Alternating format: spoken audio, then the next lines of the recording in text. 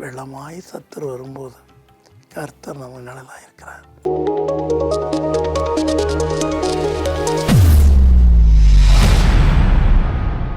Hallelujah, praise the Lord. Good morning everybody. கர்த்தர் ஆசீர்வதிப்பார். இன்றைக்கு நம்ம பார்க்க போகிறது உடன்படிக்கை. உடன்படிக்கை நான் மீறாமல் இருப்பேன்னு சொல்லி கர்த்தர் சங்கீதம் 89:34 சொல்கிறார். தாவீதோடு நான் பண்ண உடன்படிக்கையை எக்காரணம் மீற மாட்டேன் அப்படின்னு சொல்கிறார். நித்திய உடன்படிக்கையை உனக்கு நான் ஏற்படுத்துகிறேன்னு சொல்லிட்டு சமாதானத்தின் உடன்படிக்கை நான் ஏற்படுத்துவேன். தானியலோடு கிருபையுள்ள உடன்படிக்கை ஏற்படுத்துவேன் நான் சொல்கிறார். ஸோ அருமையான தேவசனமே, மனிதன் ஒருத்தருக்கு ஒருத்தர் உடன்படிக்கை பண்ணும்போது அதை நிறைவேற்றுவதில் ரொம்ப ஜாக்கிரதையாக இருக்காங்க. ஒரு சமயத்தில் 2 சின்ன பிள்ளைகள் இருந்தாங்க. ரொம்ப சின்ன பிள்ளைகள், பாவம். அப்போ அந்த பிள்ளைகள் ஸ்கூல் போவாங்க, வருவாங்க. திடீர்னு அவங்களுடைய ஹோல் ஃபேமிலி எங்கேயோ போகும்போது, பிள்ளைகளை விட்டுட்டு போகும்போது அவங்க எல்லாருமே இறந்துட்டாங்க விபத்தில். ஒருத்தருமே இல்லை. இவனுடைய அப்பா அம்மா ரொம்ப நல்லவங்க, நேர்மையானவங்க. ஸ்கூலுடைய சட்டங்களின்படி தங்களுடைய பிள்ளைகள் ஒழுங்காக வளரணும்னு சொல்லி ரொம்ப விரும்பினவங்க. ஹோம்ஒர்க்லாம் செய்ய விடுவாங்க. டீச்சர்ஸ்க்கு ஒரு தொந்தரவு கொடுக்க மாட்டாங்க.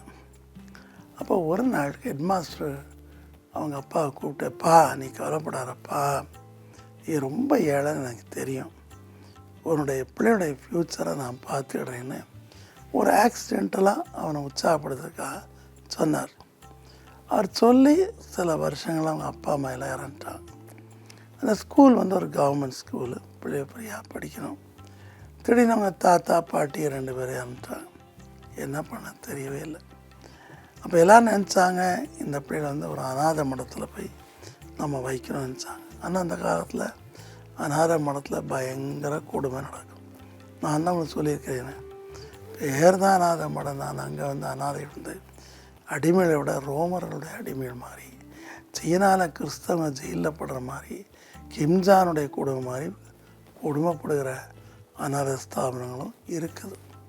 அநாதைகளை என்ன வேணாலும் செய்யலாம், கொலை பண்ணலாம், அடிக்கலாம், என்ன வேணாலும் பண்ணாங்கிற கொடூரமான வார்டன்ஸும் இருக்கிறாங்க. ஸோ இவங்கள அது மாதிரி ஒரு போர்டிங்கில் சேர்க்கணும்னு நினச்சாங்க. போர்டிங் நமக்கு தெரியாது இல்லையா, அவங்களுக்கு தெரியாது. திடீர்னு சொல்லி அவனை போர்டிங் சேர்க்க போகும்போது இந்த ஹெட்மாஸ்டர் வந்திருந்தார். வந்துட்டு அந்த போர்டிங் வார்டன் சார் பார்த்து, உன்னை யார் இந்த பிள்ளை எடுக்க சொன்னால்?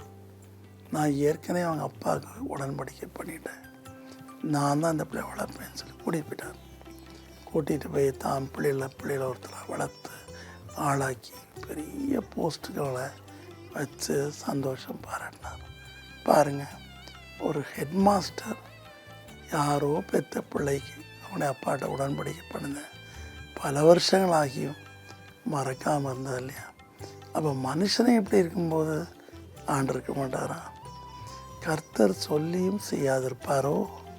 கண்டிப்பாக செய்வார். அவர் என்னென்ன உயிரோடு இருக்கனால அவர் பண்ண உடன்படிக்கை அவர் அழியாது.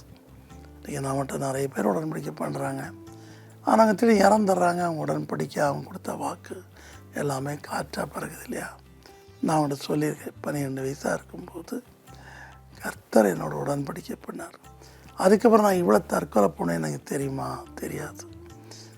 ஒரு நாள் நைட் சேவம் பண்ணும்போது அவருடைய ஒளி என் கையை பிடிச்சி, எக்கார்ந்துட்டு நான் தள்ள மாட்டேன், எக்கார்ந்துட்டு நான் தள்ள மாட்டேன், நான் உன்னோட இருக்கேன்னார். சாகினால்தான் அத்தனை தற்கொலை தான் நான் காப்பாற்றப்பட்டேன். ஸோ இன்றைக்கு ஏசப்பா அவங்களுடைய என்ன உடன்படிக்கை பண்ணுறார்? நித்திய உடன்படிக்கை. அதாவது அவர் நமக்காக சிந்தின ஒரு புது உடன்படிக்கை. ஏசப்பா தெளிவாக சொல்கிறார், புது உடன்படிக்கை நான் உன்னோட ஏற்படுத்துகிறேன். என்னுடைய இரத்தத்தினாலாகிய உடன்படிக்கை. நான் சிலுவையில் அறையப்படும் போது என்னுடைய சரீரம் இரத்தத்தினாலாகிய புது உடன்படிக்கை. இந்த உடன்படிக்கை யாருமே உள்ள நுழைய முடியாத மகா பரிசுத்த ஸ்தலத்தின் திரையை கிழித்து எந்த மனிதரும் சர்வ வல்லமை தேவனை அணுகக்கூடிய ஒரு வழியை திறந்தது. ஸோ ஏசப்பா எவ்வளோ நல்லா இருப்பாருங்க. அவர் தம்முடைய இரத்தத்தினாலும் தன்னுடைய மாம்சத்தினாலும் நமக்கு உடன்படிக்கை செய்தார். நித்திய உடன்படிக்கையினாலே தூய ஆவியான மூலமாய் அவர் அணுகச் செய்தார். ஆகையினால் நிறைய சர்ச்சில் பார்த்தீங்கன்னா கம்யூனியன் அப்படின்னா பாதி பேர் எழுப்பிடுவாங்க. அப்படி நீங்கள் இருக்கக்கூடாது. எப்போல்லாம் அவரை நினைவு கூறணும். அப்போ அது 2 கடைசியில் அனுதினமும் போஜனம் பண்ணி அப்பம் பிட்டு ஜெபம் செய்யலான்னு வரும். ஸோ பரிசுத்த ராப்போஜனம் எப்போதுமே நம்ம அனுசரிக்கணும். சில ஃபாரின் கண்ட்ரியில் வீடுகளில் தினமும் அப்பம் பிடிப்பாங்க, கண்ணீரோடு அப்பம் பிடிப்பாங்க, திராட்சரசம் பிடிப்பாங்க, ஏசப்பா சரீரம் அப்படின்னு சொல்லிட்டு. 2வது அவர் உடன்படிக்கை என்ன பண்ணாருன்னா, இங்கே ஆதியாகமம் 9 7-14 பார்த்தீங்கன்னா வானவில் கோபத்தில் அழிச்சிட்டார். உலகம் முழுவதும் அழிச்சிட்டார். பிதாவானவர் மகா நீதியுள்ளவர், அதே சமயத்தில் அன்புள்ளவர். 2 ஈக்குவலாக போகும். அக்கிரமக்காரன் மீது தினமும் சினங்குழுவர் சொல்லி சங்கீதம் 7:12 பார்க்கிறோம். ஸோ கோபத்தில் வேர்ல்டையும் அழிச்சிட்டார், நோவா குடும்பத்தை தவிர. ஆனால் அழிச்ச ஏற்பாடு அவர் மனஸ்தாப்படுறார். சரி, இனிமேல் நான் அழிக்கக்கூடாது, உலகம் முழுவதையும் ஒன்றாக வெள்ளத்தில் அழிக்கக்கூடாதுன்னு சொல்லி வானவில்லை ஏற்படுத்துகிறார். ஆஸ்திரேலியாவுக்கு போகும்போது பனிக்கட்டி மழை பெய்யுச்சு. வார்னிங் கொடுக்குறான், காரெல்லாம் ஒதுக்குங்க, அங்கங்கே சூப்பர் மார்க்கெட் மாலில் நீங்கள் வச்சுருங்கிறாங்க. ஆனால் நான் என்னுடைய கார் மட்டும் போயிட்டுருந்துச்சு. என்ன பார்த்தோம்? 2 வானவில் பார்த்தோம். இந்த வானவில் ஏசப்பா பிதாய தேவனுடைய சிம்மாசு மேலே இருக்குன்னு சொல்லி வெளிப்படுத்த 4:3 பார்க்கிறோம்.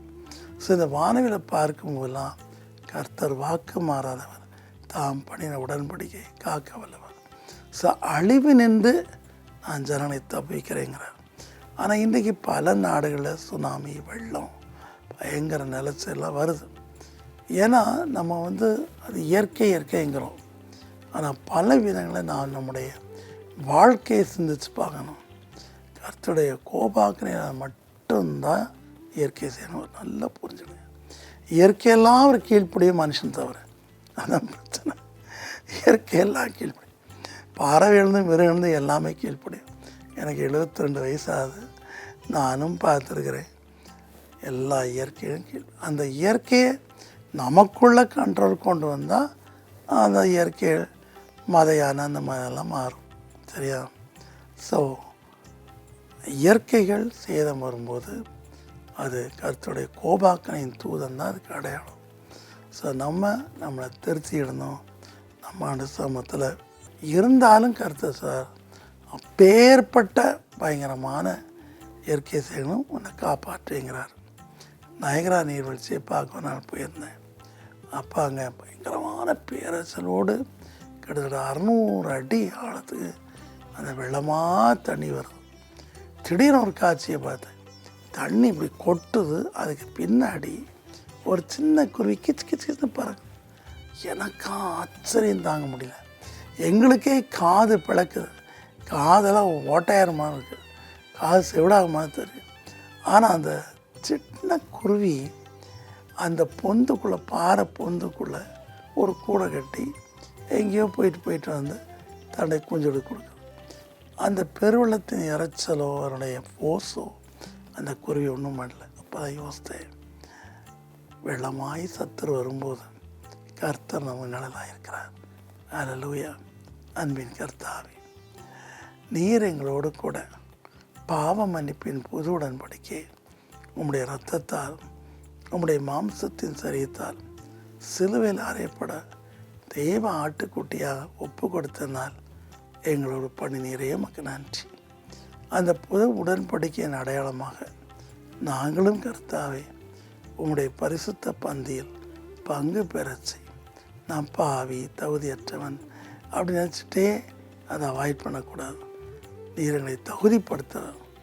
ரத்தத்தால் கழுவப்பட்டால் பங்கு பெறச்சி, அந்த சின்ன குருவியை பயங்கரமான நயகரா நீர்வீழ்ச்சின்னு காப்பாதும் போல் நம்முடைய வானவில் அப்பப்போ பயங்கரமான புயல், டொர்னேடோ இப்படிப்பட்ட காரியம் நடக்கும்போது காட்சியளிப்பது போல் நீர் இன்றைக்கு உம்முடைய மக்களை காத்துக்கொள்ளும்.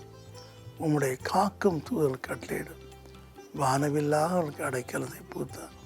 ஆசீர்வதியும், கைவிடாதார். இயேசுவின் நாமத்தில் வேண்டிக் கொள்கிறேன் பிதாவே, ஆமென்.